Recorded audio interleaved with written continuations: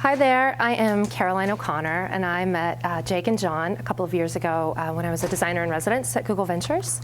I was coming over from the Stanford Design School, where I was a faculty member, and I had a chance to see the sprint process that these guys were running with startups up close, and I was really blown away. It was a process that we were teaching at Stanford, but I will say these guys were getting amazing results with what they had honed and refined. And so I'm really, really excited to introduce them today to talk about the book Sprint that they've written, which really lays out a blueprint for running these kinds of sprints for your teams and how it's useful and how it can help in the bigger picture.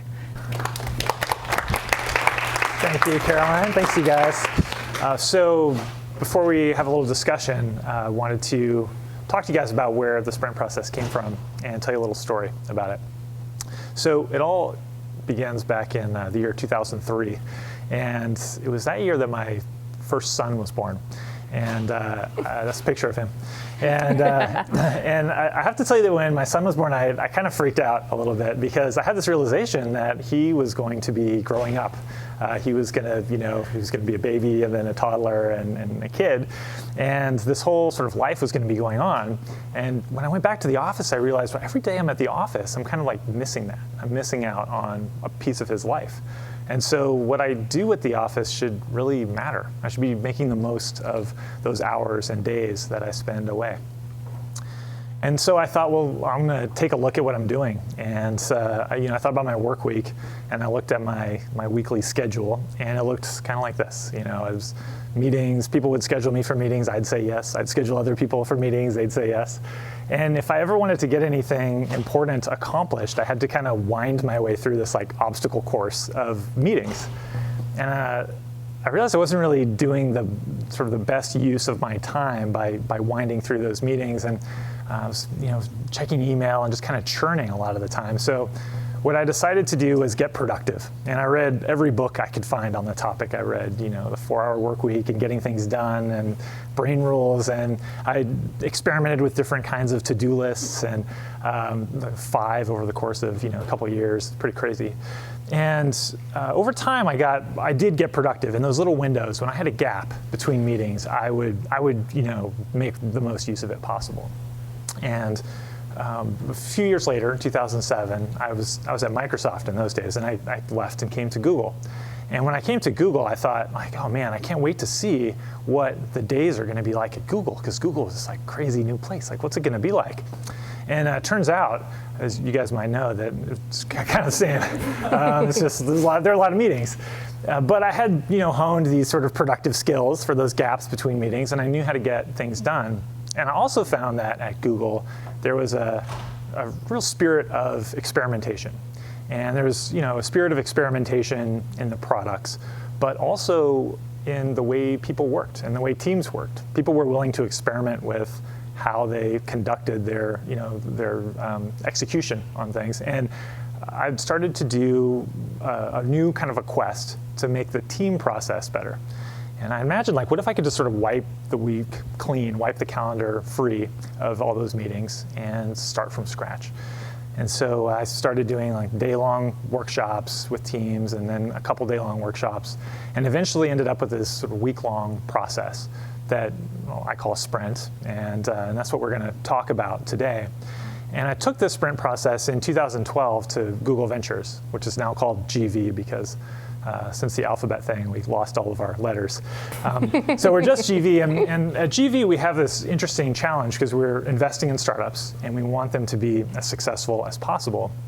If you run a startup, you've got all kinds of ideas, but it's hard because you don't know which ideas you should focus on. It's hard to know, some of these might be big hits. They might make you a lot of money, they might be really successful, but a lot of them are worth pennies on the dollar. And some of them are downright dangerous. But up front, you don't know. They're just a bunch of question marks. They're just a bunch of ideas. And so this idea in startup land, in Silicon Valley, but really around the world, has caught on that you should take an idea, make your best hunch, and just get data about it as fast as you can. The trouble is that getting data requires you to usually build something and launch it. And as most folks who have gone through this cycle know, building almost always takes longer than you think it's going to take. And so that knowledge that the build process will probably take, if we think it's going to take weeks, it'll probably take months. And if we think it's going to take months, it might take years, tends to make us more cautious about the ideas that we try. And we argue more about which hunch we should follow. So the sprint gives you a chance in a week to collect data quickly. And we found that was a really valuable technique for our startups. They could try riskier ideas and try them a lot faster. So that's what I'll tell you guys about today. And the process is broken down day by day into 5 big steps with a lot of little steps inside. But rather than just tell you about how it works, I'm going to tell you a story. We've done over 100 of these with the different startups in the GV portfolio. And many of them are ones you might have heard of, but I'm going to tell you a story today about one you may not have heard of. It's a company called Savioke. And Savioke, when it was first, this is their mission statement, but when it was first described to me by my colleague John, who you'll meet in just a moment, he was like, "These guys make robots, and we totally gotta try to find a way to work with these guys." And luckily, as it turns out, they had a really pressing question that they wanted answered right away, and so it was a perfect time to do a sprint. So this is the founder of Savioke, this guy named Steve Cousins. And Steve is a robotics expert. He'd worked at a place called Willow Garage for years and years. And he left Willow Garage with the idea of building robots for the service industry, robots that would be helping us in our sort of everyday lives. He wanted to take robots out of this kind of abstracted world of these really high-tech, expensive robots and make ones that we would have in everyday life. So he built this team of roboticists, engineers, designers, and they decided to build their first robot for hotels, which might seem like kind of a funny choice. But if you think about working at a hotel front desk, your day might look something like this. This is a diagram that I just sort of made up, but I think it's probably fairly accurate, because if you imagine the morning times when people are checking out and unpacking, moving around, the evenings when people are checking in, there's a lot of activity during those windows at the front desk with people who are there physically, and then also people are calling from the rooms and asking for room service, asking for a toothbrush, a towel, some extra thing, and so it's really hard to staff those spikes. So Savioke thought, well, if we built a robot that could make some of those deliveries, we could let the folks at the front desk stay there, be focused there, do a really good job there, and then we could also make sure that people in the rooms, had got the stuff they needed. So over the first 5 months of their existence, Savioke builds these progressively more sophisticated prototypes until they've created this thing, which is called the Relay robot. The Relay is a robot about the size of a trash can.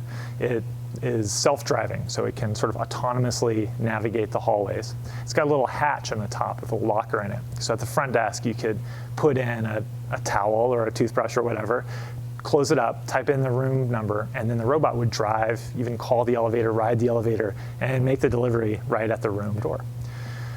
So all that was great, and they had worked out this pilot program with the Aloft Hotel in Cupertino. And they were going to take they just had one robot that worked. They were going to take that one robot and put it into service. And for a fledgling startup, this is like a great opportunity, but also a really big risk. They wanted to make sure they got it right. And it was going to start making deliveries in just a few weeks. But they still had one really big question left unanswered. They weren't sure exactly how the robot should behave. It's a really good question, because if you guys think about, say, Isaac Asimov, I don't know if anyone here is familiar, if there's any science fiction nerds in the audience, but I will profess to being a science fiction nerd. There's this really sophisticated idea about how robots should behave, and it's deeply ingrained into the science fiction that has come ever since Asimov wrote these down. But as Steve would told us, like, look, this robot is not that sophisticated. It's not going to be like thinking that much. It's just going to be delivering things, and it can't have a conversation with you. He said, we've really been spoiled by WALL-E and by C-3PO, and we think that robots have sort of thoughts and plans and hopes and dreams, and the reality is that this robot won't be able to have any kind of a dialogue with people. And they were really concerned that people might get frustrated or disappointed if they tried to interact with the robot, ask the robot to do something, tell it something, and got no response. So in order to play it safe with this, this launch coming up, the safest thing to do was just make sure that the engineering worked well, they had done that, and not give it a personality, not do anything that might ruin all that other hard work. but they still kind of wondered because it seemed like this interesting opportunity. And they had a bunch of ideas, but they didn't have a good way to test them. Okay, so we did a sprint together with them. We got to be there in the room while these guys hashed this out over the course of a week. And what happened is on Monday, they brought the robot in to our building here in Mountain View so we could do the sprint there. They rolled it in, and here it's covered up in a sheet, as though a ghost might be less conspicuous on the Google campus than a robot, and brought it in. And as you can see here, it kind of looked like a printer when they first took the blanket off, and we were like, well, okay, But then we saw it driving around, and there's something kind of amazing that happens because this thing can, it sees you, and it kind of cautiously moves around you, and they had really engineered that motion exquisitely. It seemed very dog-like almost. And so we fell in love with it. And this is possibly the first robot selfie ever taken. But we just thought, like, this robot is, okay, let's try the personality. We got excited. So on Monday, the first job in the sprint of the team is to share all the information that they've got and make a map. And then on that map, pick the best spot to focus for the sprint. So we decided that the moment of delivery was both the biggest risk and the biggest opportunity for a personality. Because up to that moment, it's possible that you never saw the robot. You didn't even know that the robot existed. You asked for something to be delivered, and lo and behold, you open your door, you're wearing God knows what, and there's a robot at the door of your hotel room. So what we did then on Tuesday was to come up with a bunch of solutions. How might the personality work? And when we do this, we, instead of having like a big group brainstorm where everyone's sort of shouting out ideas, we instead have everybody sketch on their own. And I mean everybody. So in this instance, it's not a bunch of just designers or product folks working on it. It's everybody on the team. And when I say we're working quietly, it looks like this. It's kind of boring. Everybody's in great detail sketching out their solutions. So then by Wednesday, we've got all these different competing ways for how the robot might behave. And we decide from all of this, I think we had 10, 15 different approaches to focus on 3 big ideas. So first, we've got giving the robot a face, which obviously carries some risk because it's going to promise personality. We thought about a lot of different kinds of faces, and we ended up going with this kind of sleepy robot that sort of matched that dog-like impression we got from the way the robot moved, and we thought might suggest that you can't really talk to me. I'm nice, but you can't really talk to me. We wondered if people would like to play games with the robot, and we even had this idea of the robot doing sort of a happy dance after the delivery was completed. So on Thursday, we had to build a prototype, and we'd spent the first 3 days, kind of getting all these ideas on the table, making all the choices, and now we have to build a prototype. And we think it's really important that the prototype be realistic, so that when we test it with customers on Friday, that's how the sprint ends, we'll be able to trust their reactions. So we put together sound effects, sort of a sound effect library, and we divide up the work. So here's somebody from Savvy Oak working on that sound effect library. Here's the face, designing the face, and then just putting it on an iPad mini on Keynote. And we replaced the panel on the front of the robot with an iPad temporarily because it would look realistic. And finally, the robot choreography. So normally, the robot is running completely on its own. It's all done with sensors. It's all programmed out. But as you can see here, Tesla's got a remote control, like a PlayStation remote. And temporarily, we could do sort of a Wizard of Oz thing with the choreography. It only needed to work for 5 deliveries for us to be able to get some data on it. So finally, it's Friday. It's time for the test. We're going to find out what happens when you expose this robot personality to people.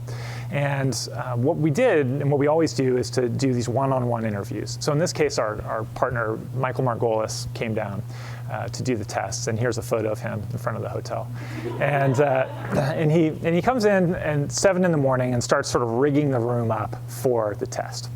So he's got a suitcase, and inside his suitcase, he's just got all kinds of gear. He's got computers, he's got tripods, he's got duct tape, gum. I don't know how he gets through airport security, but he does consistently.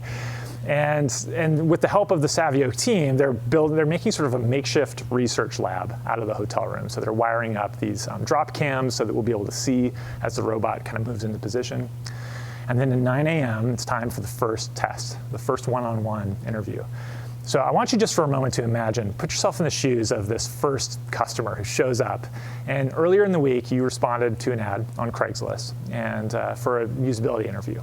You filled out this survey, and you get this email from Michael, and it says, "Hey, this is going to be in a hotel room," and you're like, this is like Wednesday. You're like, okay, I guess I'll check it out. And then on Friday, you're like, oh God, you're like kind of cursing yourself. You're there in the lobby, and Michael shows up, and he's like, okay, so come with me.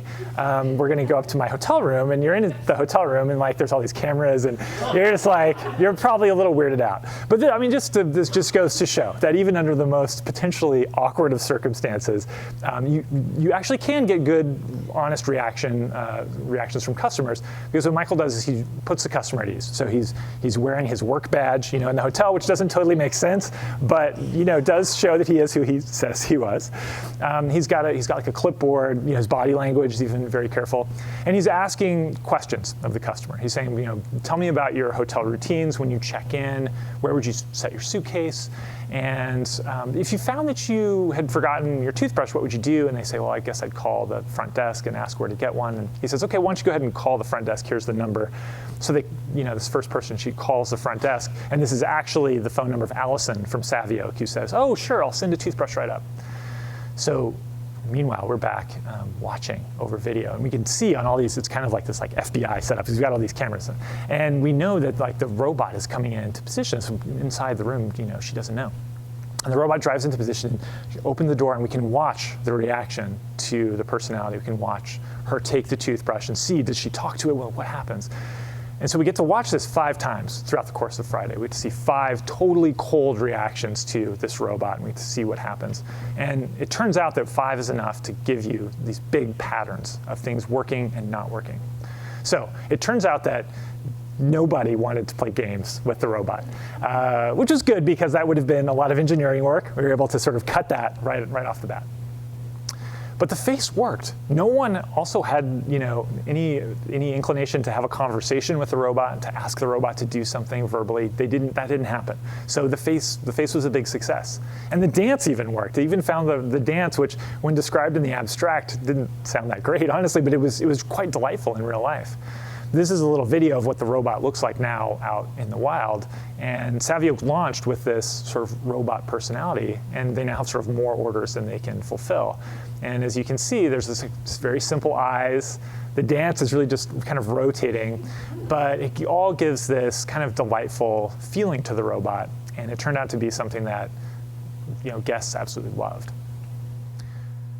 So the idea with the sprint is, of course, to not make us be so cautious about taking these big bets, to not water down our ideas or play it too safe. It might sound a little bit corny. You can almost be truer to your vision because you know that you're not betting the whole farm on everything. At worst, you'll embarrass yourself in front of 5 customers, which is nice to know. Now, that's the idea behind the book. There's stories about Savioke and many other companies in there, and it's also kind of a DIY guide. And yeah, let's talk about it. You guys want to come on up? So tell us about, why does GV have a design team? Like, what's the goal of having a design team at a venture capital? we're trying to slip by as long as possible. Well, the big idea is with GV is to invest in companies that we're excited about. We're excited about the businesses they're building, and we're excited about the technology that they're building. And we want them to succeed, but we want them to succeed in a way where we make a return on our investment. And so we actually see design as kind of a strategic advantage for us. So if you think about a company that's starting out and they're starting to get some traction on their business, they've got this really big idea about where they can go with the technology. They've got to, in order to get there, build this kind of bridge between their ideas and the reality of the real world, the reality of what their customers will want to use, be able to use, fit into their lives. And design, as you kind of saw in this story, offers this way to really quickly prototype ideas, understand how they'll actually work in customers' hands, and we find that it's kind of our secret advantage over over if those companies were just sort of doing things on their own. Yeah. So given you guys have hundreds of companies in the GV portfolio. Over 300. Yeah. So I imagine there's a ton of things that you could do to try and help them out. How did you come to sprints as kind of the primary way to help the portfolio? well, we kept investing in companies, and we're like, how are we going to help all these companies? It's not quite like that, although it's not that far from the truth. But I was at GV before Jake joined us, and had a couple of people on the design team, and we had worked as designers and writers at other startups and other parts of Google, and so we kind of had this approach where we would go from company to company, and we were sort of the experts, or they thought we were experts, and we thought we were experts, and we kind of felt this pressure and this anxiety of needing to have the answers, right? To go into a company and say, this is what we think you should do. But it became clear that given the breadth of companies we were investing in and the different challenges that those companies faced, that there was no way we could have all the answers. Nobody could have all the answers. And so we began looking for, instead of the answers, a way to find the answers. And that was really where the sprint process became, we thought, really powerful. So we didn't have to say, well, when I worked at YouTube, this is what I did, and maybe it'll work for you. We could say, hey, let's work together and let's figure out the answer to this big question that you're facing. Awesome. So you guys have had a chance to apply this process with a lot of different kinds of companies, small startups, big startups, but also I know you've done a lot of work here at Google, very, very big organization. What have you guys seen in terms of sort of pitfalls that are maybe common to teams, or things that can be blockers for them generally, and how this solves it, or what can block them from doing a sprint well? Yeah, well, I think one of the struggles is having discussions in the abstract.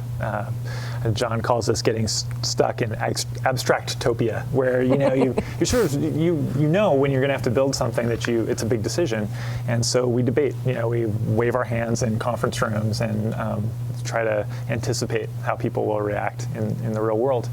And that's tough. That's an energy drain, and it often doesn't yield the best decisions. So part of the reason for the sprint was to add a little bit of structure to those conversations, and to use some of the things that actually work really well in design. Design is a technique and a set of skills that can enable people to make things real really fast. There's a whole idea of critique in design. And design is usually thought of as this kind of kooky, creative art that people don't, if they're not designers, they kind of walk quickly past the design room and think like, man, it's like those guys are playing D&D in there or something. But in the sprint, we've tried to make those things very practical, very accessible to everyone on the team, and then use them to short circuit a lot of those pitfalls. Awesome. And how does sprints fit with what everybody thinks of as like regular work, like the calendar that you showed that we're all too familiar with here at Google? Is it something teams should be doing all the time if they're working well, or when do they bring the sprint process to bear? Yeah, a lot of times we think that sprints make sense as sort of the kickoff, or kind of this initial burst for a new project or a new initiative. So if a company wants to, reach a new kind of customer, or they want to introduce a new feature, a new product, sprints are a really good way to sort of kick that off. But they're not meant to be sort of the way that you work all the time. At the same time, there's a lot of ideas that are part of the sprint that we think are really valuable to use sort of in day-to-day work and day-to-day life. One of the examples is sort of about the way that the time and activities are so structured in the sprint. For example, I do all of my meetings on Thursdays and Fridays. So, a lot of the work that I do, I'm writing, I'm designing, I need uninterrupted work time. So I actually leave Monday through Wednesday open for those things, and then Thursday and Friday are the days for meetings. So being very structured in that way. We're also Jake and I are very sort of aggressive about sort of weird. We're sort of weird about like limiting distractions. So Jake introduced me to this idea that he came up with of the distraction-free iPhone. So uninstalling Twitter and removing your email account from your phone, so you can't check your email. And even it sounds nuts, but even like disabling Safari in the restrictions in the settings for the iPhone, so that you don't have access to this sort of unlimited pool of potentially very interesting but ultimately distracting information that exists in the world. You can see the picture that's being painted here. Fundamentally, John and I have very poor self-control. Yeah. And if left to our own devices in a typical work week, we would be checking Twitter and our email just continually, over and over again. And the sprints and then some of these other kinds of methods are ways for us to put rails on it so that it's easy to do the right thing, the best thing with our time. But I think usually what happens with the teams that we work with is that they'll use sprints as sort of the kickoff for some new thing that they're working on. And a lot of times they'll do 2 or 3 sprints in a row. So the first sprint is 5 days, the way that Jake described. And the second sprint is usually shorter. Usually the prototype that you built and tested, there's some maybe some problems with it, some things you want to fix. And there's some other things that went really well, that worked out really well. And so the team will then do a shorter sprint where they tweak that prototype and test it again. And then maybe the next week they do another sprint where instead of tweaking that existing prototype, they create a different kind of prototype, something that they can test with live traffic or do a different sort of more quantitative kind of test. Awesome. Can you talk a little bit about user testing as a forcing function for teams? You guys had that set on Friday, but talk a little bit about how that can help, with the distractions that you guys. Well, the sprint is actually just an elaborate scheme to get more companies to do user research. Yeah. Well, it's also, it does get back to that, idea of me being a procrastinator. And I did have this realization that when I had a deadline, like many procrastinators, I suddenly got really productive right before the deadline. So if you decide you're going to run a sprint, and then on Monday you say, these are the customers we're bringing in, you start recruiting them, you know that 5 strangers are coming in on Friday. On Thursday, you'll be like, you don't want to embarrass yourself. So you will get really productive. And there's all these good reasons for bringing in customers. It makes you focus on those customers in a very concrete way throughout the week. So you're not just waving your hands, but these are the people who are coming in.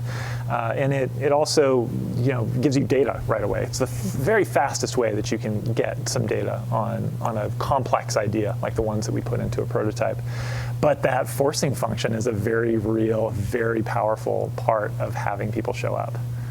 Yeah, part of our motivation for sort of building the sprint around customer interviews specifically is that the startups that we work with, and I'd imagine a lot of the teams that you guys are on here, sort of your center of gravity or your sweet spot is writing code and shipping software. That's what we all know how to do. And so there's a tendency for that to be the thing you do when you're trying to figure out something, right? Like, and you see this in sort of like the lean startup and different approaches like that. Like, create an MVP, create a sort of some basic version of the product that you can get out there and you can get data as quickly as possible.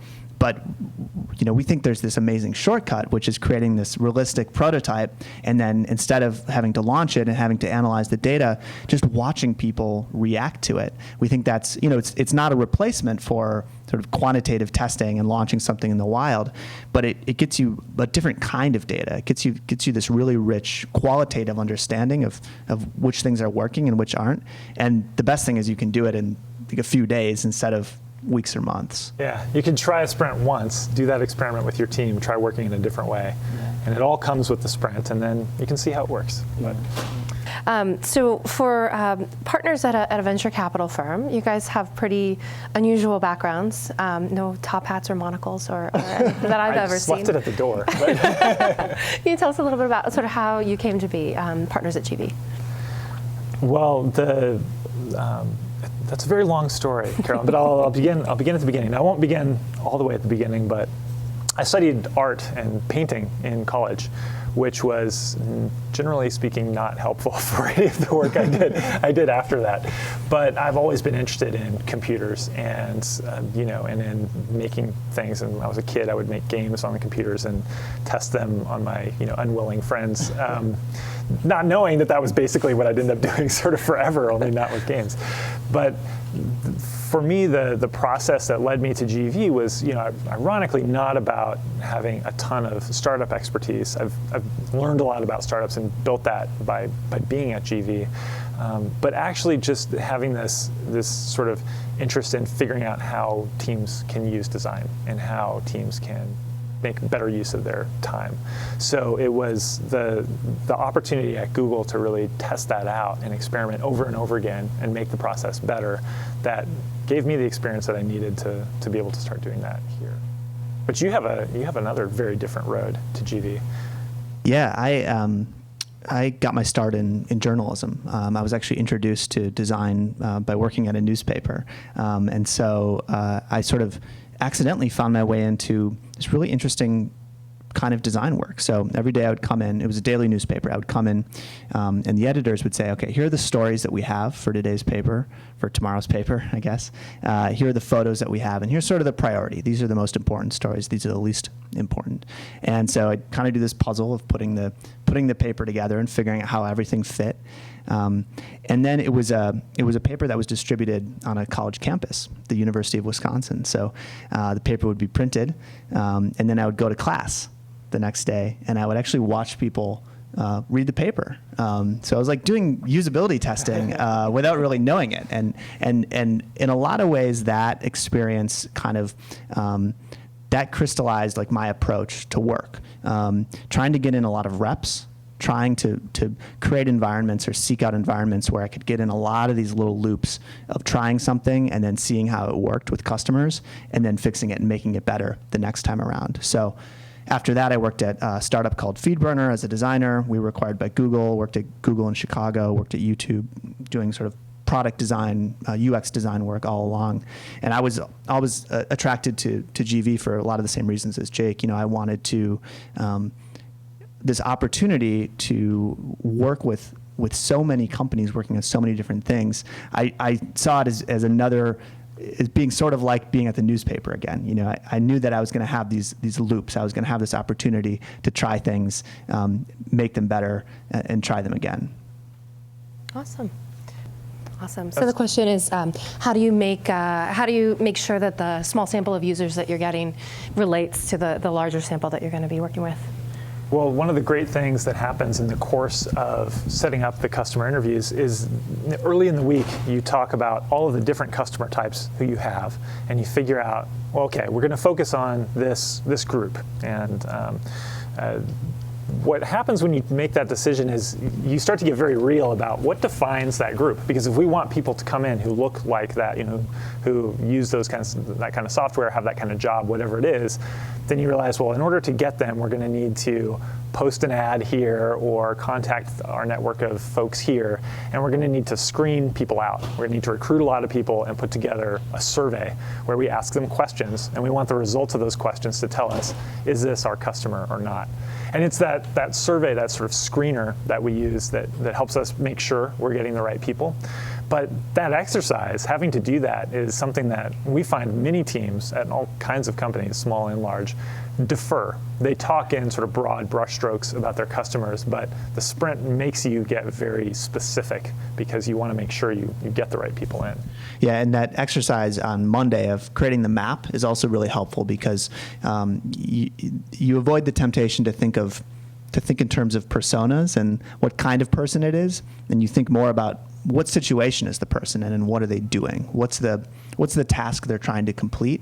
And that's sort of that, you know, Jake showed that big map and then zooming in on that one point. So in that case, it's a traveler who is checking into a hotel and realizes that they forgot their toothbrush, right? So you can look for people who would likely be in that very specific situation. To give you a concrete example, when we worked with Slack, who's a sort of, you know, messaging software, they were interested in finding better ways to explain how Slack works to companies who aren't, you know, tech companies. Slack's grown tremendously with tech companies, and they're figuring out how to explain it to other kinds of teams. And so they knew that they wanted to expand to other kinds of teams. We had to get, you know, in the sprint, they had to get really specific about which kinds of teams, which are the best example, you know, representative teams. Is it a team who's in media? Is it a team who's in healthcare? Like, what should we look for? What questions should we put in the survey to find those people? So the question is, we have so much data. Do you want to be looking at the data that you've got and digging into that before you do a sprint, or do you do the sprint earlier? Kind of how do you think about that?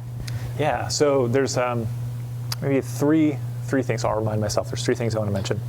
The first one actually is that you should be really careful of 3-day sprints or anything short of 5, because usually the first thing people cut when they make the sprint shorter is that realistic prototype and the test. So I do know there are some folks who will compress all the steps into 3 days, and then you have to look out for like dehydration and like passing out because it's pretty intense. But if you actually, you know, are doing it at the normal pace, you just want to be really sure you build that realistic prototype and test it. Otherwise, you might not know if you have the right idea. Yeah, you can cut out days, but you can't cut out steps. Yeah. Or you shouldn't cut out yeah, steps. Yeah. That's a nice, concise way to put it. And so, but in terms of when you have a lot of data, knowing whether, what to do with it, I think John and I both came from working at Google where there was tons of data. John worked on YouTube, I worked on Gmail, and obviously those are products where you launch something and you get a lot of data about what's going on. But even when you have a ton of data, it can be very hard to know why something is working or not working. And so, we certainly had the experience of working for a long time on a new feature, launching it, and seeing that people were using it or not using it, but not knowing why still. And that's part of the thing that you'll get with the kind of qualitative research that you do in a sprint when you're doing interviews, is that you'll know why. You'll be able to see people actually doing it, and you don't have to just guess what the numbers mean. In terms of when to do the sprint, I think what we really look for is a big question. Mm-hmm. And so Savvy Oak is, honestly, among all of our sprints, it's more unusual for us to work with a startup when they're so close to launch. It's not crazy or unheard of, but it's more common to do it at the beginning. When you have that big question, you're starting off on a totally new product or a big new feature, or maybe it's the start of a new quarter and you know that you're going to be putting a lot of effort in. You just want to kind of check where things are. But it's that feeling of, gosh, we're making big decisions, but we don't know for sure. We don't have, we're arguing or we're scratching our heads. That you can satisfy that with a sprint. Yeah, I would say to your question about sort of bringing data into the sprint and how to incorporate that, having a lot of data to work with when the sprint starts is actually a luxury. It's actually a great thing. And the sprints that I can think back to that were the most successful started with a lot of data. Either we did a round of customer interviews, or we had a lot of quantitative data about how people were using the product or how effective the marketing was. It does take some work to distill that and analyze it and present it in a way that makes sense, but that's always a challenge. So what we'll typically do is we'll invite sort of someone from a data team or product manager, or in our case, a lot of times it might even be the CEO or something, because we're working with these really small companies. And they'll give us, on the first day of the sprint, half an hour or an hour sort of run through of, here's what we're seeing, here's maybe the conversion funnel, or here are the usage patterns in the product, and this is what we know so far, and this is what we're trying to figure out. So is 5 days really the number for a sprint? Could you do it in one day? And how do you think about sort of cutting it down or playing with time? Well, we've experimented a lot. So that's kind of the first thing is we're pretty confident that it's the right number of days. But I liked your question about you asked what is the essence, like if you were going to sort of slim down the sprint, what would be like the absolute essentials to not get rid of? And I want to hear Jake's answer. Yeah. Well, you don't want to get rid of that realistic prototype and the test, because what happens at the end of the sprint is you run that test and then you're seeing how customers react, and then that's surprising. Ideas that seem so brilliant on Wednesday turn out to be, duds. And then something that maybe you just took a risk on. And one thing we didn't talk about so much is that we'll sometimes make 2 or 3 competing prototypes and see how they do head to head. And maybe it's that riskier idea that turns out to work. But you don't know that until you've shown it to customers. And the other things you get when you have a realistic prototype is, for the team, it's this concrete, it's like you fast forward it into the future. What if we were done already with the product and it looked like this? And that's really helpful. It's helpful for the team to decide, if the product seems to fail with customers, do we have belief that this artifact is something we can make better, and we're just gonna try to make it better in another sprint, or are we off track? This wasn't as great as we imagined. Yeah, I think a lot of the short sprints that we've seen or that we've heard about, for whatever reason, they tend to be oriented or sort of weighted toward the early parts of the sprint. So they tend to be more about coming up with ideas. Mm-hmm. And I actually think that coming up with ideas is usually not the challenge. People are constantly thinking of ideas. And in fact, we found that the ideas that people come up with in the sprint are often not as good as the ideas that people have had kind of rattling around their brains for the last months or years. And I think it's because the ideas in the sprint they're abstract, they're unrefined, and they're new, whereas the existing ideas have been through the ringer, so to speak, of kind of thinking about them, working on them, considering them. Just to be clear, we make sure people put those old ideas into the sprint. Exactly, yeah. They're on the table. Yeah. But I think that you can take the essence of it also is to, like, we're sort of geeky about human interactions. John and I are a little, I don't know, we're sort of pod people. But we think that if you can put some structure around the things that we often do at work with no structure, that it helps a lot. And so there are a bunch of little pieces in a sprint that can be helpful at any time. It can be really helpful to, when you're starting to talk and evolve into a brainstorm in a meeting, to say, wait, hold on a second, let's all quietly write down our ideas. And all of a sudden you give the introvert or the person who's not so good at pitching their ideas, you give them a chance to have their idea be on a level playing field with everyone else's. Sometimes it's helpful to just put the ideas on the wall and vote, the kind of thing that we do in a sprint all the time. It helps you shortcut sometimes discussion that isn't necessary. And the idea of talking to customers, putting what you have in front of customers, is something you can do even if you're not running a sprint. You can test your product and put it in front of people and start to answer those why questions. So the question is, how do you go from 17 ideas on paper to the few that you're going to test, and how do teams navigate that well? That's probably the most robotic, scripted part of the whole sprint, and for good reason, because it is very challenging. We can talk. I guess we sort of talk through the specifics, but I'll lay out the high level, which is that we have a very particular set of voting exercises that we do, starting with what we call a heat map, which is where everybody just sort of looks at the ideas and has these small colored sticky dots. They get effectively an unlimited number of them. So if they spend them all, they can get more. And just put a dot on anything that seems interesting. Then we do what we call a straw poll sort of round of voting, where people get larger dots and they get a limited number. But it's non-binding, so you're sort of going around the room looking at the ideas and voting on the ones that seem most promising. And then we do a really fast critique. So the group together talks about which ideas they thought were the best and which ones maybe are problematic or not as interesting. And then one of the more sort of unusual steps is that we then rely on the decision maker in the sprint to actually make the final call. So the leader, the executive, the CEO, whoever it is, that person gets to sort of absorb all the work and all the ideas and all the opinions that have been shared in the room and make the final call about which prototype or which prototypes to build and test. One of the ways that we think about this is if you think about your phone, like every morning if you've charged your phone overnight, you wake up, the battery's full, and then throughout the day you do stuff and like the battery wears down, unless you have a cooler phone than I do, but that's what happens to me. Our ability to make decisions is kind of like that. So we wake up in the morning and we've got a full battery of decision-making ability. And then as the day goes on, if you have a lot of intense conversations, if there's 17 ideas and you're trying to narrow them down to 3 by arguing the whole day or pitching one versus the other, your battery's just going to go pew, and it's not going to work. And so in the structure that John described, what we're trying to do is make those decisions as effective as possible so that every time you burn a little battery, you're making progress. And to do that, we cut out sales pitches. We make a lot of the evaluations silent. We make the sketches anonymous so you're not evaluating who made it.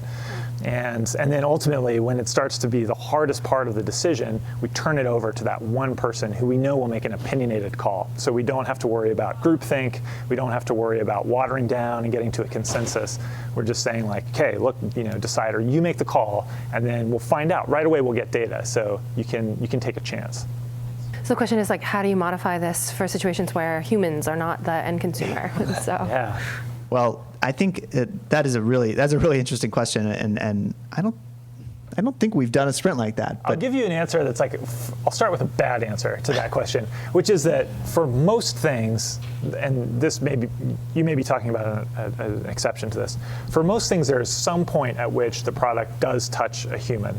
And it might be downstream. It might be that you're building a back-end service that in turn, supplies something to another service, and then in turn, the place where it touches the human is somewhere downstream.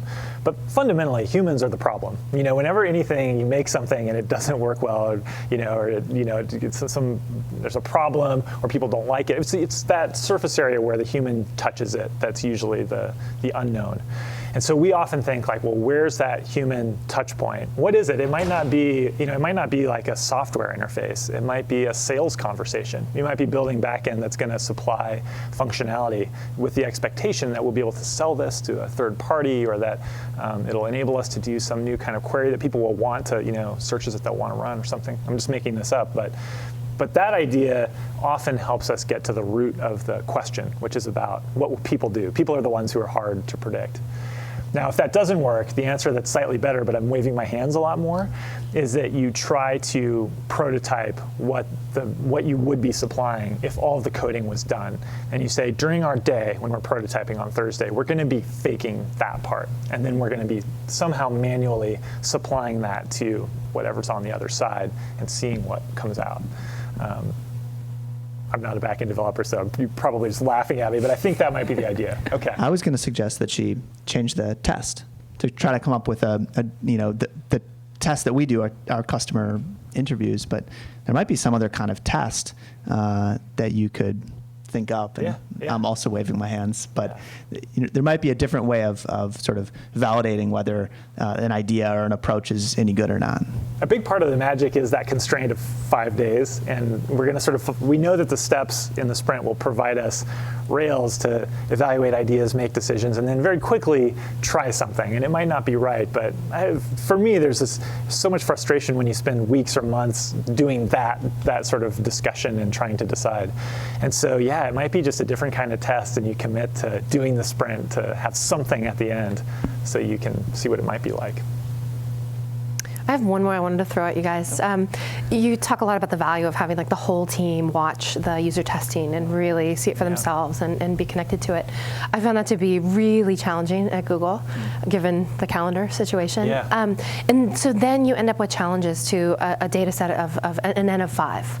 That can't possibly be valid, and especially for folks who haven't sort of seen the user tests. Do you guys run into that? And if you do, how do you deal with that?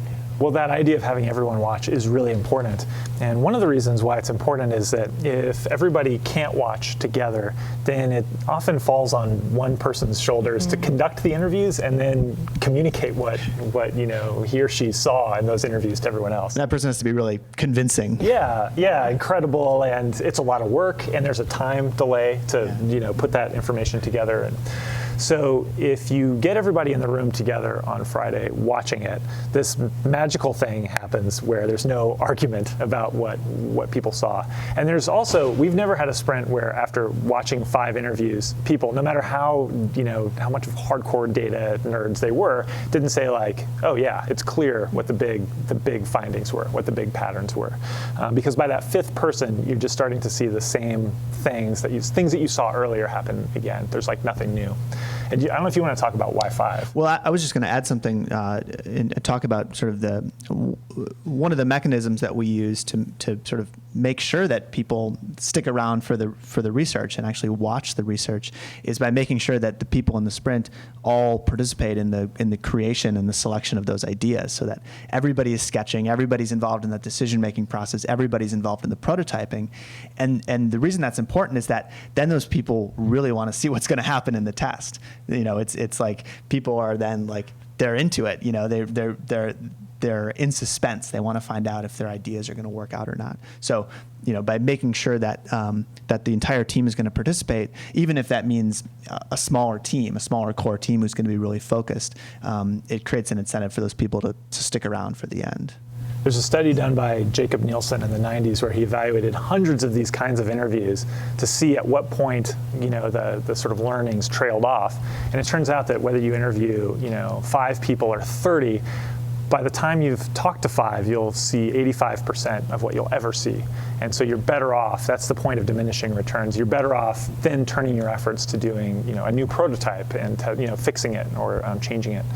And so we've also seen that anecdotally in our own experience that, again, like by that 5th interview, it starts to be repeated information. Well, I heard a great, we both heard a great sort of metaphor the other day for this. If imagine if there was like sort of a piece of carpeting here that was kind of flipped up, right?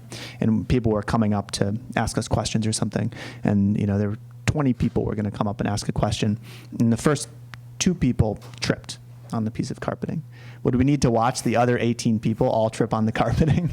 We wouldn't need to. So there are some things like that just become so obvious that need to be fixed, or things that are working well after even a couple of customers that 5 really is a magic number for customer research. And this ends up being a complement to large-scale data. Either later on or before, you have that large-scale data that can tell you something different about it, but 5 works well. And because it's so important to have the team there, to have everyone see that research, we really think that you're better off if you don't have time to do that realistic prototype that 5th day when you test. You're better off not doing a sprint at all, as it might be a sign that what you're working on is not important enough to the team. And so in that case, you might want to wait until it is the important thing and you're willing to do it right, because you'll get so much better results by going all the way through. How important is it to test 3 ideas and evaluate it against each other, as opposed to maybe just testing 1 idea? We don't always test 3, but we often do, and the reason why it's valuable is because, I guess there's a couple of reasons.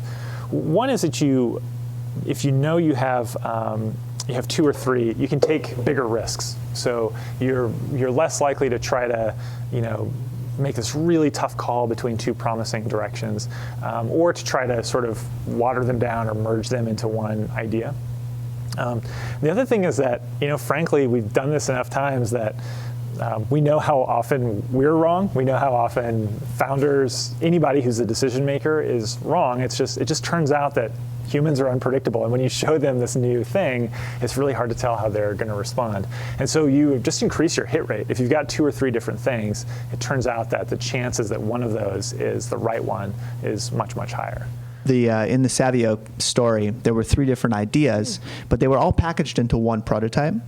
So a lot of times that's what we'll do. We thought it would be weird if there were like multiple robots making deliveries in your hotel room. But if it's something, your toothbrush. if it's a more conventional type of product, if we're talking about like when we worked with Blue Bottle Coffee, so we were helping them figure out how to expand their business online, how to sort of bring the experience that they created for their customers in their stores to the web. We had a lot of different ideas for how we might do that.